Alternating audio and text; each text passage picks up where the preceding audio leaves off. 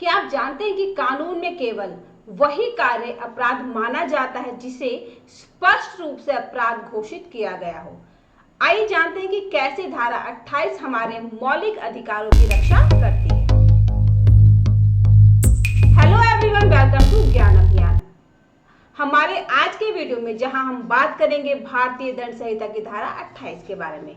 इस धारा का मूल सिद्धांत है किसी भी कृत्य को अपराध तभी माना जाएगा जब उसे कानून में विशेष रूप से अपराध घोषित किया गया हो। आज हम जानेंगे कि यह सिद्धांत हमारे कानूनी ढांचे में कैसे काम करता है और यह किस प्रकार न्यायिक प्रक्रिया में मार्गदर्शिता और स्थिरता लाने में मदद करता है। भारतीय दंड संहिता आईपीसी का संक्षिप्त परिचय। भारतीय दंड संहिता को 1860 में अंगीकरण किया गया था और तब से यह देश के आपराधिक न्याय प्रणाली की रीढ़ बनी हुई है, जिसमें अपराधों की परिभाषा, दंड और अन्य महत्वपूर्ण सिद्धांतों को विस्तार से समझाया गया है। आईपीसी का मूल उद्देश्य न्याय सुनिश्चित करना, नागरिकों के अधिकारों की सुरक्षा करना और समाज में अनुशासन बनाए रखना है। धारा 28 का शाब्दिक अर्थ। धारा 28 का मूल सिद्धांत यह है कि कोई भी कृत्य जिसे कानून द्वारा विशेष रूप से अपराध के रूप में वर्णित न किया गया हो उसे अपराध नहीं माना जाएगा। इसका मतलब है कि किसी भी व्यक्ति को किसी ऐसे कार्य के लिए दंडित नहीं किया जा सकता जिसे कानून ने स्पष्ट रूप से अपराध घोषित न किया हो। यह सिद्धांत कानून में स्पष्टता और पूर्व सूचना सुनिश्चित करता है। उपबिंदु कानून में स्पष्टता की आवश्यकता। पूर्व सूचना का सिद्धांत। कानून का यह सिद्धांत यह सुनिश्चित करता है कि आम नागरिकों को यह पता हो कि कौन से कार्य आपराधिक है, इससे मनमानी दंड प्रक्रिया से कैसे बचाव होता है। न्याय की पारदर्शिता। जब कानून स्पष्ट रूप से निर्दिष्ट करता है कि कौन सा कृत्य अपराध है तो न्याय प्रणाली में भी पारदर्शिता बनी रहती है। इससे न्यायालय में फैसलों में स्थिरता आती है। न्यायिक व्याख्या और महत्व। न्यायालय में धारा 28 की व्याख्या। न्यायाधीशों ने समय समय पर इस धारा की व्याख्या करते हुए बताया है कि केवल वही कृत्य दंडनीय होगा जिसे कानून द्वारा स्पष्ट रूप से अपराध के रूप में परिभाषित किया गया हो। यदि कोई कृत्य कानून में शामिल नहीं है तो उसे दंड के योग्य नहीं माना जाएगा। उदाहरण, यदि किसी नए सामाजिक व्यवहार को अपराध के रूप में कानून में समाहित नहीं किया गया है तो उस व्यवहार को आपराधिक दंड का पात्र नहीं ठहराया जा सकता। न्यायिक निर्णयों का महत्व। न्यायिक निर्णयों में धारा 28 ने हमें यह सिखाया है कि कानून के ढांचे में स्थिरता और पूर्व सूचना बहुत महत्वपूर्ण है। इससे न केवल व्यक्तियों के अधिकारों की सुरक्षा होती है बल्कि कानून बनाने वालों को भी यह ध्यान रखना होता है कि नए अपराधों की परिभाषा करते समय कानून में स्पष्टता बनी रहे।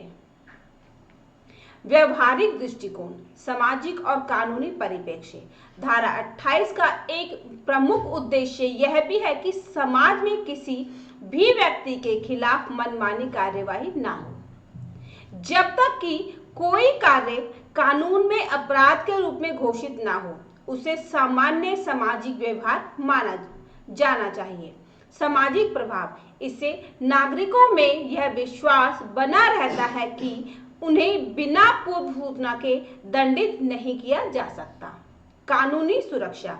यह सिद्धांत किसी भी नए या विवादास्पद कृत्य को लेकर तुरंत दंड देने से पहले कानून में संशोधन या नई धारा शामिल करने की आवश्यकता को दर्शाता है। उदाहरण के माध्यम से समझ। मान लीजिए कि किसी व्यक्ति द्वारा सोशल मीडिया पर कोई टिप्पणी की जाती है। अगर उस टिप्पणी को कानून में अपराध के रूप में शामिल नहीं किया गया है तो धारा 28 के अनुसार उस व्यक्ति को केवल उस आधार पर दंडित नहीं किया जा सकता। इससे पहले कि किसी भी नए कृत्य को अपराध का दर्जा दिया जाए, समाज और विधायी मंडल को इसकी गंभीरता का आकलन करना होता है। अब हम कुछ बहुविकल्पी प्रश्न करेंगे और जानेंगे कि हमने कितना सीखा। आईपीसी की धारा 28 का मूल सिद्धांत क्या है? इसका सही जवाब है ऑप्शन बी, केवल वे कृत्य अपराध होंगे जिन्हें कानून में विशेष रूप से अपराध घोषित किया गया है।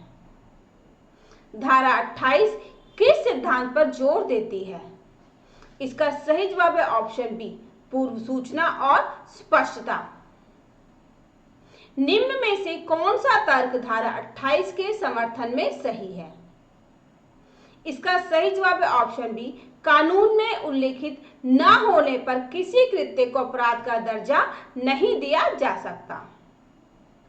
धारा 28 किस बात का संरक्षण करती है? इसका सही जवाब है ऑप्शन बी, नागरिकों के मौलिक अधिकारों की सुरक्षा। निम्न में से कौन सा उदाहरण धारा 28 के सिद्धांत के अनुरूप है? इसका सही जवाब है ऑप्शन सी, एक नई सोशल मीडिया गतिविधि को कानून में शामिल किए बिना दंडित नहीं किया जा सकता। धारा 28 किस परिप्रेक्ष्य से कानून में स्पष्टता लाती है? इसका सही जवाब है ऑप्शन डी, उपरोक्त सभी न्यायिक निर्णयों में, कानून बनाने की प्रक्रिया में, कानून की पारदर्शिता में। धारा 28 किस समस्या से रोकथाम करने में मदद करती है? इसका सही जवाब है ऑप्शन डी, उपरोक्त सभी कानूनी धारा की अस्पष्टता, मनमानी दंड प्रक्रिया, न्यायिक निर्णयों में अस्थिरता। धारा 28 के अनुसार किसी कृत्य को अपराध मानने से पहले क्या जरूरी है? इसका सही जवाब है ऑप्शन बी, कृत्य को कानून में स्पष्ट रूप से अपराध घोषित किया जाना। किस सिद्धांत के कारण किसी भी व्यक्ति को बिना पूर्व सूचना दंडित नहीं किया जा सकता? इसका सही जवाब है ऑप्शन सी, धारा 28 का सिद्धांत। धारा 28 किस प्रकार की न्यायिक प्रक्रिया में स्थिरता लाने में सहायक है? इसका सही जवाब है ऑप्शन बी, कानून में स्पष्टता बनाए रखने में। आज के इस वीडियो में हमने सीखा कि भारतीय दंड संहिता की धारा 28 का मूल सिद्धांत है, कोई भी कृत्य जिसे कानून में स्पष्ट रूप से अपराध घोषित न किया गया हो उसे अपराध नहीं माना जाएगा। यह सिद्धांत न केवल न्यायिक प्रक्रिया में पारदर्शिता और स्थिरता बनाए रखता है बल्कि नागरिकों के मौलिक अधिकारों की भी रक्षा करता है। न्यायिक स्थिरता, स्पष्ट होने से न्याय में स्थिरता आती है। नागरिकों की सुरक्षा, पूर्व सूचना के सिद्धांत से नागरिकों को यह भरोसा मिलता है कि बिना कानून में वर्णित अपराध के उसे दंडित नहीं किया जाएगा। तो मुझे उम्मीद है कि ये वीडियो आपको पसंद आया होगा और आपने आईपीसी की धारा 28 के महत्व को समझा होगा। तो अगर आपके मन में कोई सवाल है या आप राय देना चाहते हैं तो कमेंट बॉक्स में लिखें। इस वीडियो की जानकारी आपको अच्छी लगी तो इसे लाइक करें, शेयर करें, चैनल को सब्सक्राइब करना ना भूलें। बेल आइकन दबाएं ताकि हमारी अगली वीडियो की जानकारी आपको मिल सके। ये हमारा QR कोड है, इसको स्कैन करके आप अपने ज्ञान अभियान चैनल को सपोर्ट कर सकते हैं। तो मिलते हैं एक नए